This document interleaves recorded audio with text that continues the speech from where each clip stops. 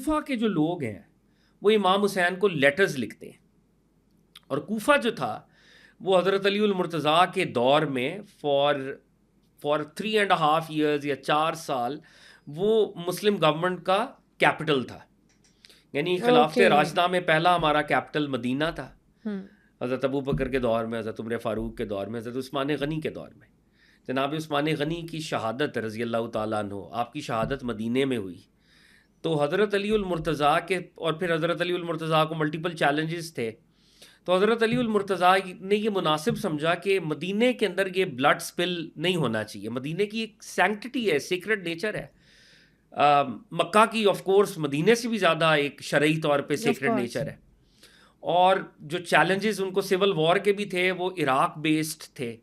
تو حضرت علی کیپٹل کوفہ لے گئے, اور حضرت علی نے یہ سوچا, مناسب سمجھا کہ دا اسپرچول کیپٹل ہے اور ایڈمنسٹریٹو کیپٹل ہے, اس کو علیحدہ ہونا چاہیے, تاکہ اسپرچول کیپٹل کا وہ جو سیکرڈ نیچر ہے, وہ جو تقدس ہے, وہ پامال نہ ہو.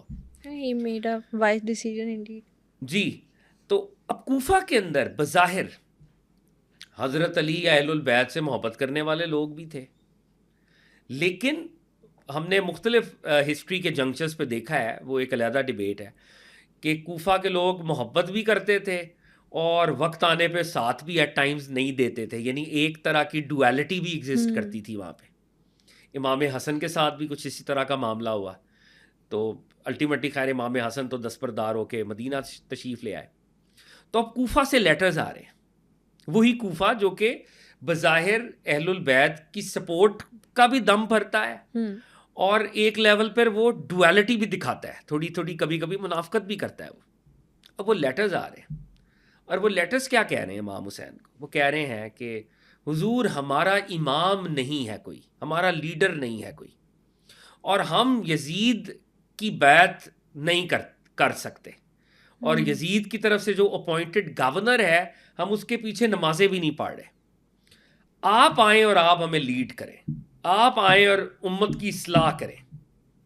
اور اگر آپ, مطلب کچھ لیٹرز کی ایسی بھی لینگویج ہے, اگر آپ تشریف نہیں لاتے, ہمیں لیڈ نہیں کرتے, تو ہم قیامت میں آپ کو پوچھیں گے. پھر مطلب اس قسم کی لینگویج ہے, یعنی ایک پوری اسپرچول لیول کا بلیک میل بھی ہے, ایموشنل بلیک میل بھی کیا جا رہا ہے, اسپرچول بلیک میل, بلکہ ایموشنل سے بھی آگے, کہ یہ آپ کے اوپر فرض ہے کہ جب آپ کو پتہ ہے کہ سامنے ایک باطل ہے اور یزید باطل فورس ہے, اور آپ حق کے نمائندے ہیں, اور ہم آپ کو کہہ رہے ہیں کہ we want you to be the leader, تو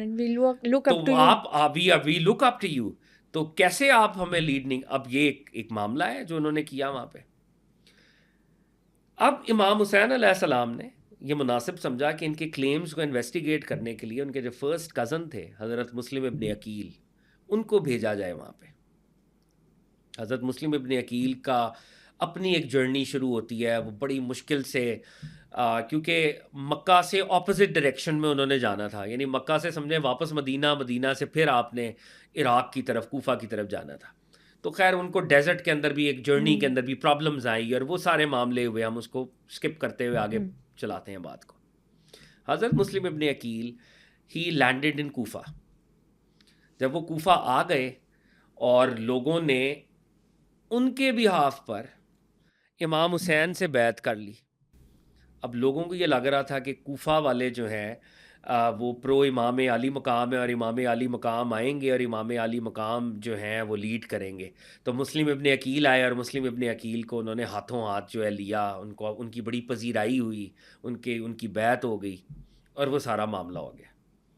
اب یزید کے ہاتھ سے کوفہ نکل رہا تھا, تو یزید نے ایک نیا گورنر کوفہ میں اپوائنٹ کیا, اور اس شخص کا نام تھا عبید اللہ ابن زیاد.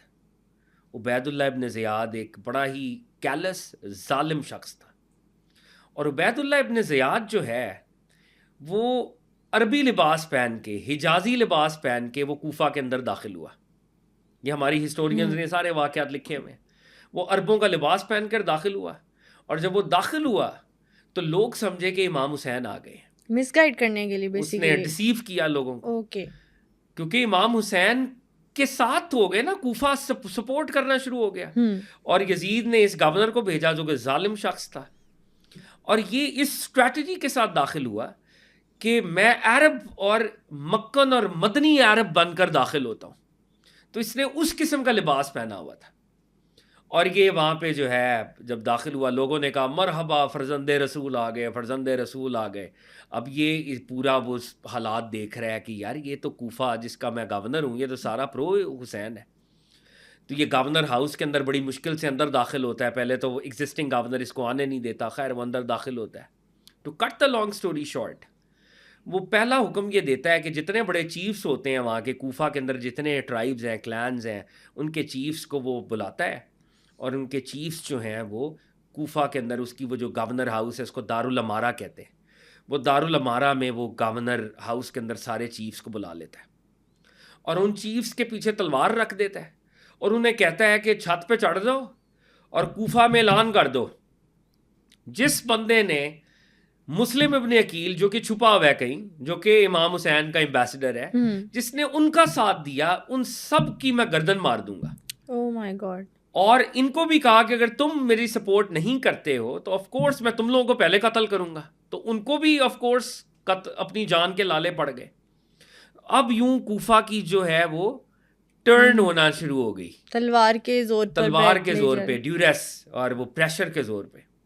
اور وہاں پر ایک بہت بڑے سپورٹر تھے امام علی مقام کے، امام حسین کے، جو ایک کلان کو ہیڈ کرتے تھے. ان کا نام تھا ہانی بن عروہ. تو ہانی بن عروہ کو بھی گرفتار کیا گیا اور ہانی بن عروہ جو ہے وہ سیکریٹلی ہوسٹ کر رہے تھے حضرت مسلم ابن عقیل کو.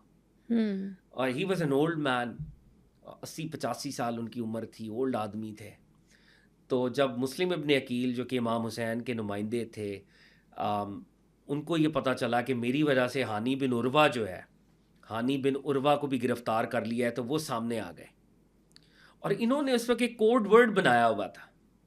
وہ کوڈ ورڈ یہ تھا کہ جب ہم کہیں گے یا منصور امہ، اے امت کے منصور، امت کے سپورٹر، تو جتنے سپورٹرز ہوں گے امام حسین کے وہ باہر نکل آئیں گے.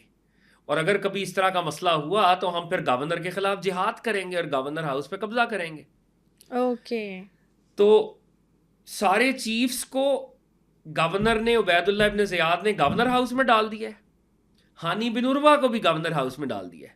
اب ان کو لبریٹ کرنے کے لیے مسلم ابن عقیل اب باہر آ گئے ہیں اور مسلم ابن عقیل اب کہہ رہے ہیں یا منصور امہ، یا منصور امہ. تو وہ جو جوان تھے کوفہ کے وہ باہر آنا شروع ہو گئے. وہ نریشنز میں آتا ہے کہ جی پہلے ہزاروں جوان آ گئے انہوں نے، اور they started marching towards the governor house in Kufa. اور قریب تھا کہ کوفہ میں ریولوشن آ جاتا اور کوفہ کے اندر جو ہے حضرت مسلم ابن عقیل / امام علی مقام کی گورنمنٹ قائم ہو جاتی. اب وہ آگے آگے بڑھ رہے ہیں اور یہ جو گورنر ہے یہ ان کے چیفز کو کہہ رہا ہے کہ اپنے اپنے کلان کے بندوں کو کہو کہ سارے ڈسپرس ہو جائیں. اگر یہ ڈسپرس نہیں ہوتے تو میں تم لوگوں کو قتل کر دوں گا. تو وہ اپنے چڑھ جاتے ہیں، جی میں قبیلے فلانے کا سردار ہوں، میرے قبیلے کے لوگ واپس چلے جائیں، میرے قبیلے کے لوگ واپس چلے جائیں. تو اب حضرت مسلم ابن عقیل آگے بڑھ رہے ہیں اور وہ جو لوگ ہیں جو پہلے ہزاروں میں تھے، 4000 تھے، وہ 1000 ہو گئے.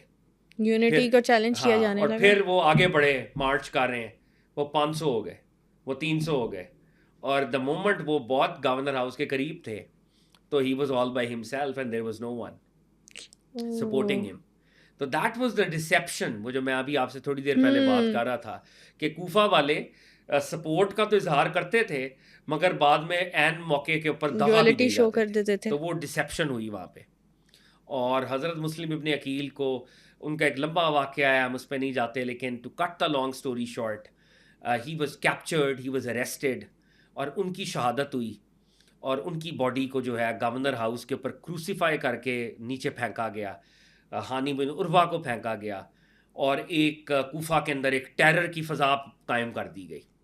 اور حضرت مسلم ابن عقیل جب ان کا وقت شہادت تھا تو ان کی آنکھوں میں آنسو تھے.